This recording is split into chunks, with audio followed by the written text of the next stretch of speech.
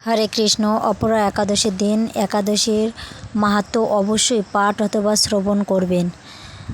অপরা একাদশীর মাহাত্ম্য হচ্ছে, মহারাজ যুধিষ্ঠির শ্রীকৃষ্ণকে বললেন, হে কৃষ্ণ, জ্যৈষ্ঠ মাসের কৃষ্ণ পরীক্ষায় একাদশীর নাম কি এবং তার মাহাত্ম্যই বা কী? আমি শুনতে ইচ্ছা করি, আপনি অনুগ্রহ করে তা বর্ণনা করুন। শ্রীকৃষ্ণ বললেন, হে মহারাজ, মানুষের মঙ্গলের জন্য আপনি খুব ভালো প্রশ্ন করেছেন। বহু পূর্ণ দায়নকারী, মহাপাপ বিনাশকারী ও পুত্রদানকারী এই একাদশী অপরা নামে খ্যাত।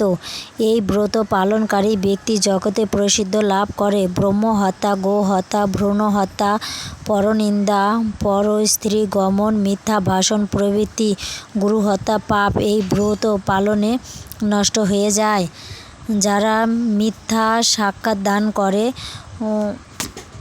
ওজন বিষয়ে ছলনা করে, শাস্ত্রের মিথ্যা ব্যাখ্যা প্রদান করে, জ্যোতিষীদের মিথ্যা গণনা ও মিথ্যা চিকিৎসারত থাকে, তারা সকলেই নরক যন্ত্রণা ভোগ করে। এই সমস্ত ব্যক্তিরাও যদি এই ব্রত পালন করে তবে তারা সমস্ত পাপ থেকে মুক্ত হয়। ক্ষত্রিয় ধর্ম স্বধর্ম ত্যাগ করে যুদ্ধক্ষেত্র থেকে পালিয়ে যায় তবে সে ঘোরতর নরকগামী হয়, কিন্তু সেও এই ব্রত পালনে মুক্ত হয়ে স্বর্গগতি লাভ করে। মকর রাশিতে সূর্য অবস্থানকালে মাঘ মাসে প্রয়াগ স্নানে যে ফল লাভ হয়, শিবরাত্রিতে কাশীধামে উপবাস করলে যে পুণ্য হয়, গয়াধামে বিষ্ণু পাদপদ্মে পিণ্ডদানে যে ফল লাভ হয়, সিংহ রাশিতে বৃহস্পতি স্থানে গৌতমী নদীতে স্নানে, কুম্ভে কেদারনাথ দর্শনে, বদ্রিকাশ্রম